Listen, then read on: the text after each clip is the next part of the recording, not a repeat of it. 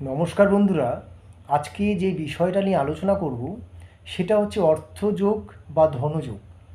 দেখুন, জন্ম ছকেই অবশ্যইভাবে এই ধনযোগ সৃষ্টি হতে গেলে সেকেন্ড ইলেভেনের কিন্তু যোগসূত্র থাকতেই হবে।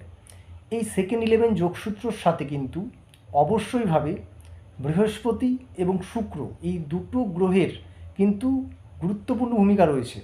সেক্ষেত্রে জন্ম ছকে অবশ্যইভাবে এই দুটো যোগ থাকতে হবে।